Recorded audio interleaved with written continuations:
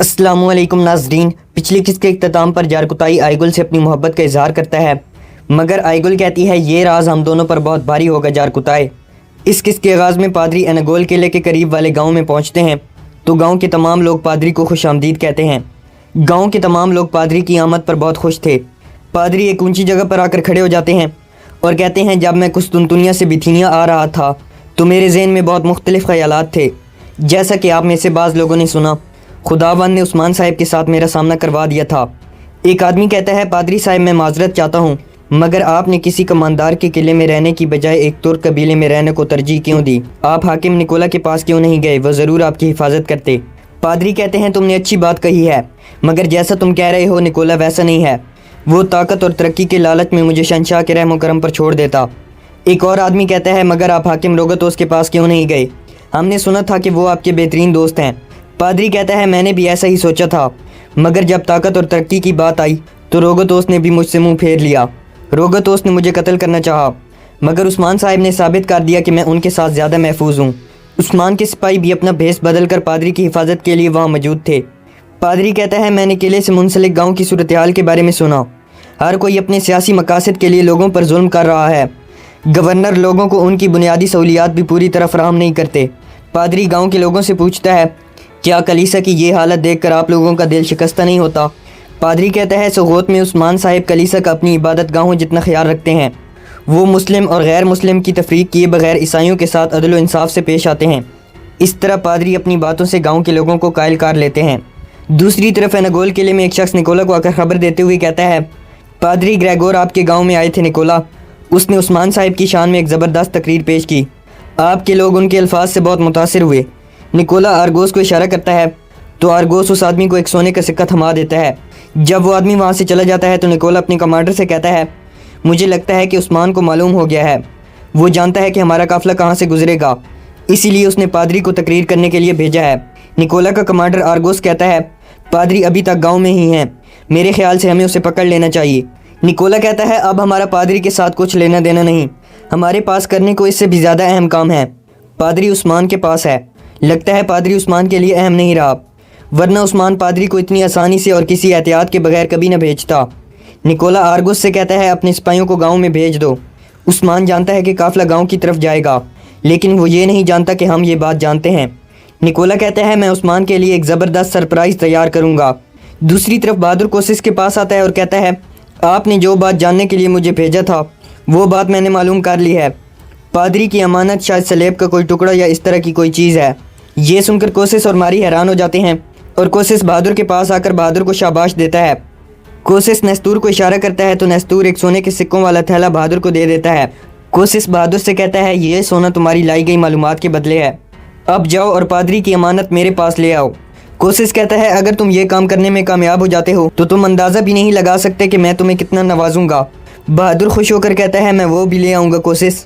یہ کہہ کر بہادر وہاں سے جانے لگتا ہے تو کوسس کہتا ہے میری بات یاد رکھنا بہادر، جزا اور سزا ساتھ ساتھ ہیں، خالی ہاتھ واپس مت آنا۔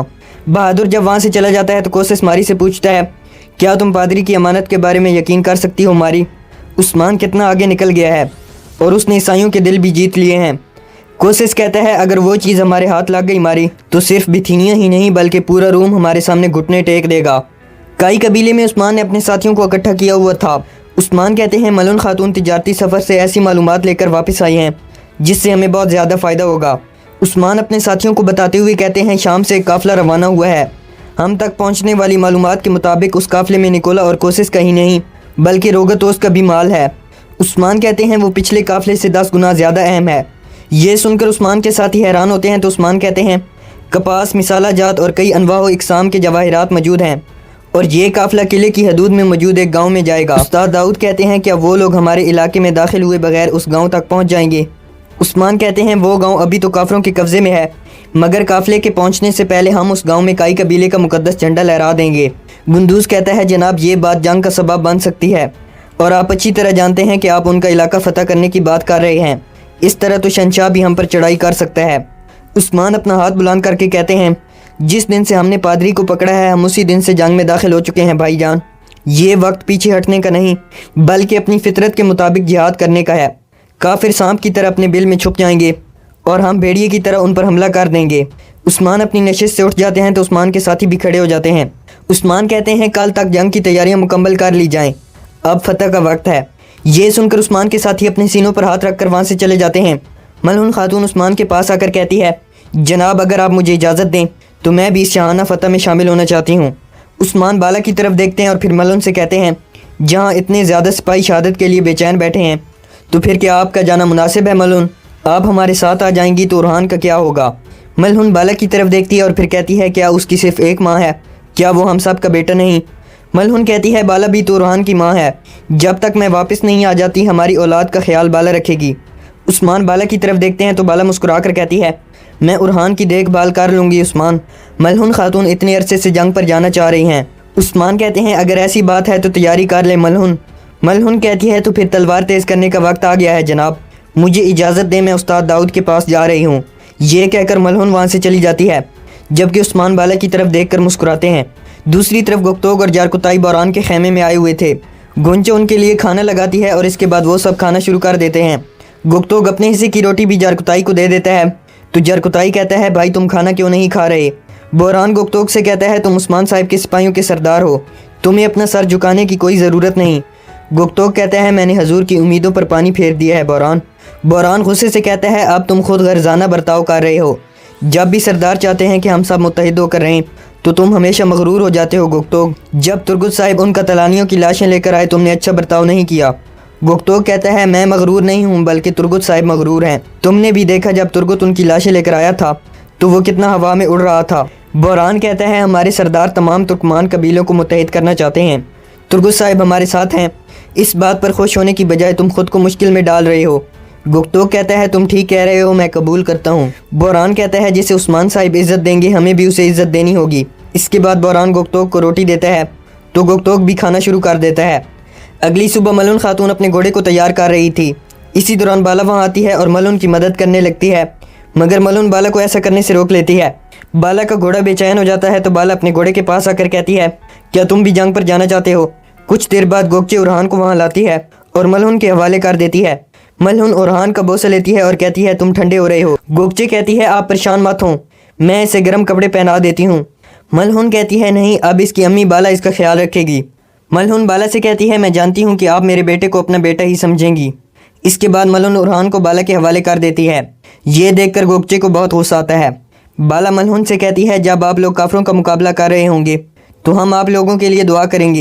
اگلے سین میں عثمان اپنے سپاہیوں کی ایک بڑی تعداد کے ساتھ ایک مقام پر پہنچتا ہے۔ عثمان اپنے سپاہیوں سے کہتا ہے اپنی آنکھیں کھلی رکھنا۔ عثمان جارکتائی سے کہتا ہے گاؤں کا جائزہ لے کر آؤ۔ یہ سن کر جارکتائی اپنا گھوڑا وہاں سے دوڑا دیتا ہے۔ کائی قبیلے میں گوکچے پانی گرم کرنے میں مصروف تھی۔ گوکچے اپنے آپ سے باتیں کرتے ہوئے کہتی ہے آپ میرے ساتھ ایسا برتاؤ کیوں کر رہی ہیں ملعون خاتون؟ اسی دوران بہادر وہاں آتا ہے اور کہتا ہے پرسکون ہو جاؤ گوکچے، تمہارا تعلق قزیل قبیلے سے ہے اور میں تمہیں تمہارے بچپن سے جانتا ہوں۔ بہادر گوکچے کو ایک تحفہ دیتا ہے اور کہتا ہے اب میں تمہیں پریشان نہ دیکھوں۔ دوسری طرف نکولا کے سپاہیوں کا ایک دستہ ایناگول قلعے کے قریب والے گاؤں میں پہنچ چکا تھا۔ تمام بزنطینی سپاہی اپنی اپنی جگہیں سنبھال لیتے ہیں۔ گاؤں کے ایک کمرے میں اندریاس پادری سے کہتا ہے جناب لوگ آپ سے بہت متاثر ہیں، کل آپ کی باتوں نے ان پر کافی اثر کیا، مگر اس سے صرف عثمان کو ہی فائدہ ہوگا، آپ کو نہیں لگتا کہ آپ اس کی کچھ زیادہ ہی مدد کر رہے ہیں؟ پادری کہتا ہے عثمان کو فائدہ لینے دو، اس وقت ہمارے لیے سب سے اہم بات عثمان کا بھروسہ جیتنا ہے۔ اسی دوران باہر سے انہیں کچھ آوازیں سنائی دیتی ہیں تو اندریاس کھڑکی کے پاس آ جاتا ہے۔ باہر دیکھنے کے بعد اندریاس پادری سے کہتا ہے گلیاں اور بازار نکولا کے سپاہیوں سے بھر چکے ہیں۔ پادری بھی باہر جھانک کر دیکھتا ہے اور پھر کہتا ہے ہو سکتا ہے یہ بات بھی عثمان کے منصوبے کا حصہ ہو۔ اندریاس کہتا ہے یہ عثمان آخر کیا کرنا چاہتا ہے، مجھے اس کی ذہانت کی بالکل سمجھ نہیں آتی۔ دوسری طرف عثمان ملعون کو دیکھ کر کہتے ہیں ماشاءاللہ آپ کو دیکھ کر محسوس ہو رہا ہے کہ آپ جنگ کے بارے میں کتنا پرجوش ہیں۔